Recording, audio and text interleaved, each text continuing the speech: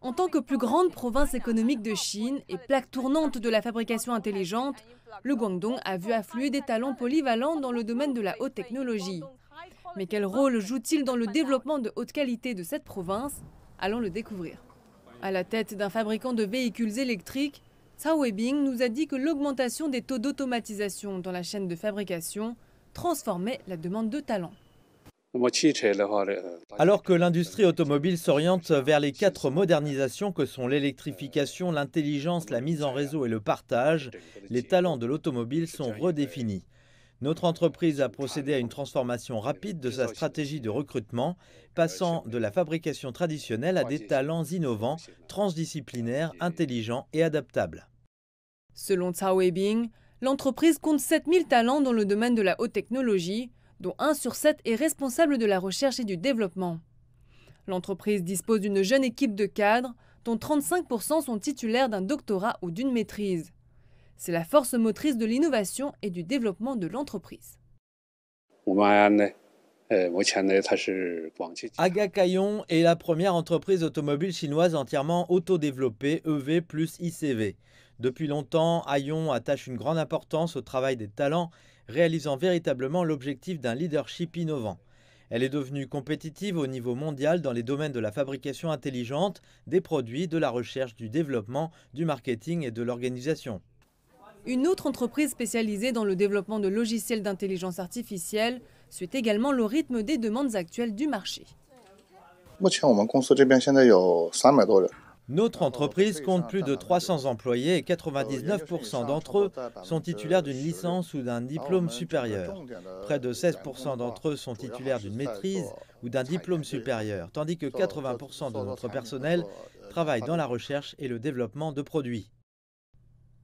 Au total, 17 entreprises du Guangdong ont été classées parmi les 500 premières entreprises du monde en 2022. Les grandes entreprises fournissent non seulement un grand nombre d'emplois dans le Guangdong, mais aussi des salaires généreux pour les personnes hautement qualifiées. La population étant de mieux en mieux éduquée, le Guangdong jouit d'une abondance de talents qui devrait s'accroître à l'avenir.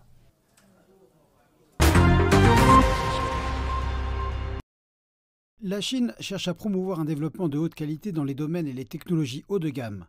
L'année dernière, elle a lancé son premier plan quinquennal pour stimuler la bioéconomie afin de répondre à la demande croissante en matière de soins de santé et d'amélioration de la qualité de vie.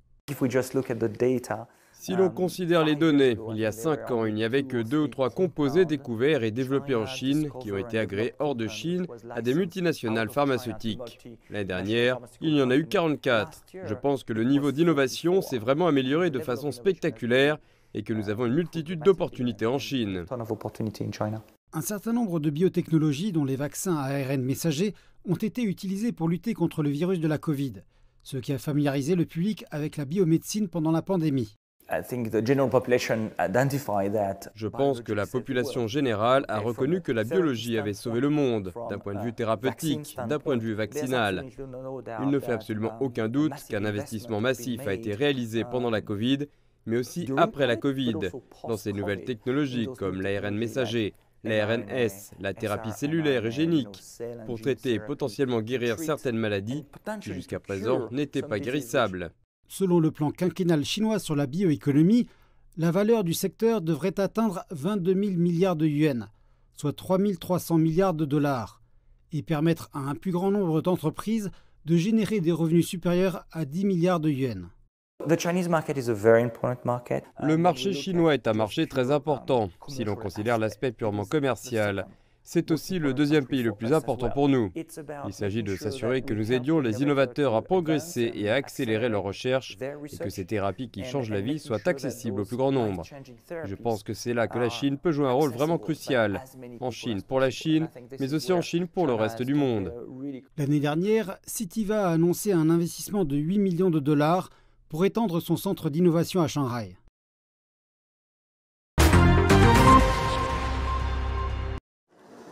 Le laboratoire de la baie de Shenzhen, situé dans la Cité des Sciences de Guoming, est au cœur de la construction des centres d'innovation scientifique et technologique, tant sur le plan domestique qu'international dans la zone de la Grande Baie Guangdong, Hong Kong, Macao. Fedi Riskin, originaire du Royaume-Uni, est un scientifique qui a été séduit par l'équipement avancé et ses équipes dirigeantes dans la recherche scientifique. Ce qui m'attire au laboratoire de la baie de Shenzhen est qu'il s'agit d'un nouveau laboratoire. Il vient d'être récemment lancé et il dispose de beaucoup d'équipements de pointe.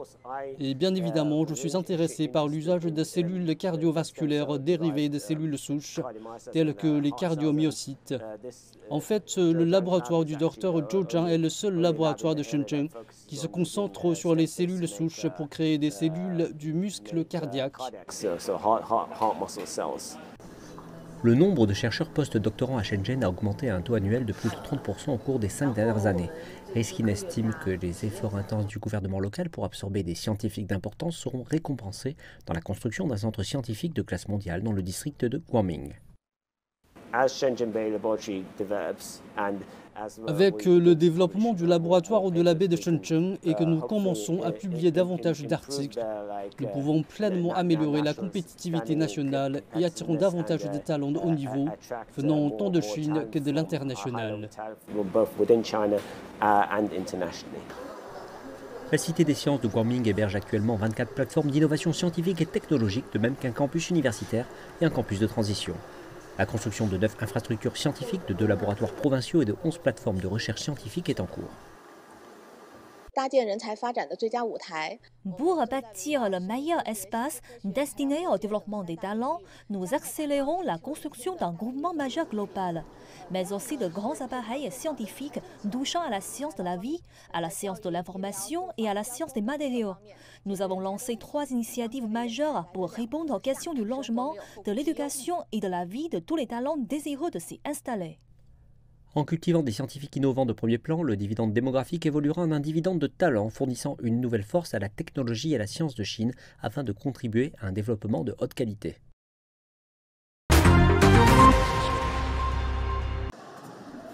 L'administration nationale de l'espace de Chine promet une plus grande ouverture et une meilleure coopération avec les partenaires internationaux.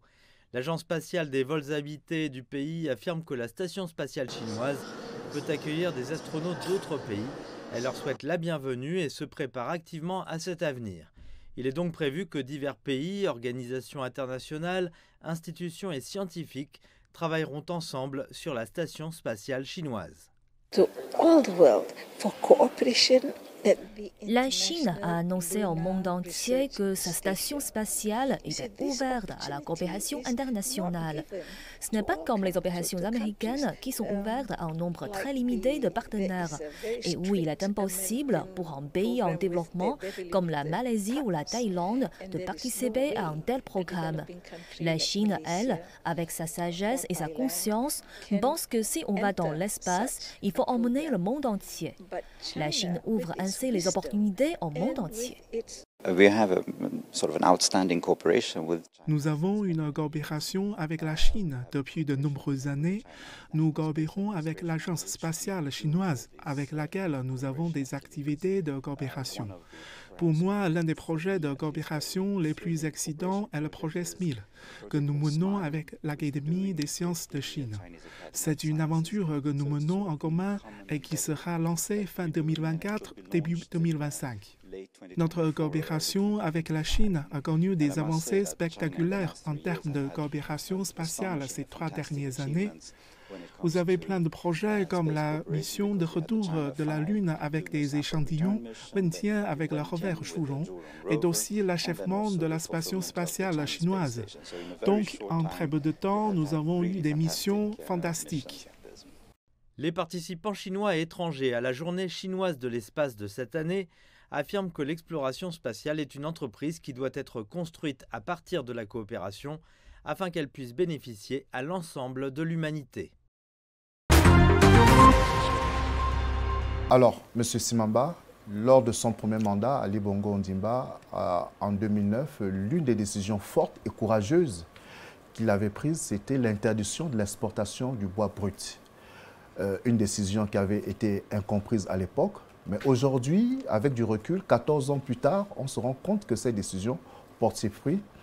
Plus de la moitié des entreprises dans le secteur forestier sont des entreprises chinoises. Votre regard sur cette décision et sur ce qui en découle de l'économie forestière? Bon, déjà, vous venez de le dire fort à propos. À l'époque, lorsque Son Excellence Ali Bongo Ondimba avait pris cette interdiction, ou pris cette décision de l'interdiction de l'exportation des bois en grumes, beaucoup au départ n'avaient pas compris l'intérêt de cette décision. Et comme, après Dieu, le premier tribunal sur terre, c'est l'histoire, on se rend compte qu'en moins de 12-14 ans, effectivement, cette décision porte des fruits. Pourquoi? Si on regarde tout le dynamisme qui s'opère du côté du secteur forestier, on se rend bien compte que la Chine, qui, comme le Gabon, ont la même vision sur le plan diplomatique et économique, celle de privilégier déjà les relations sud-sud, mais surtout d'avoir une vision commune, décomplexée et dynamique de ces rapports. Et vous avez vu en 2019 déjà, la Direction nationale des forêts et des pâturages, avec le ministère des Eaux et Forêts du Gabon, ont signé un protocole d'accord sur la coopération forestière. Vous comprenez que sur ce secteur, tout est normé. Et la Chine n'a pas voulu seulement s'arrêter là. Ils ont compris que pour accompagner la vision politique et la vision de développement du chef de l'État, son Excellence Ali Bongo Ondimba, il fallait que les entreprises chinoises puissent impulser une certaine dynamique dans ce secteur. Aujourd'hui, les chiffres sont éloquents, mais ce qu'on peut retenir, c'est que de manière globale, les entreprises chinoises constituent le troisième groupe dans ce segment d'activité. Et caricaturalement, vous devez comprendre que ces entreprises représentent autour de 15,29% des industries de bois implantées au Gabon. Donc, succinctement, c'est ce que je peux dire. Il faut quand même ajouter qu'il y a cette transformation du bois qui constitue une valeur ajoutée à notre économie. Naturellement, parce que le premier effet positif que l'on peut relever, c'est au niveau de la lutte efficace contre la pauvreté, parce que les 95% des personnes qui y travaillent, ce sont les nationaux. Inversement, c'est un peu de ce qu'on appelle en stratégie la politique de préférence nationale. Plus les entreprises sont implantées sur le sol gabonais, les premiers bénéficiaires, ce sont les Gabonais. Donc je pense que c'est une bonne chose et on espère que la Chine aura encore plus loin pour que le nombre de Chinois qui sont déjà présents sur le territoire, je pense qu'aujourd'hui on peut dénommer, ils sont autour de 3000 Chinois repartis sur tous les secteurs stratégiques, que ce soit le pétrole, les mines, les infrastructures, la santé et bien évidemment la forêt.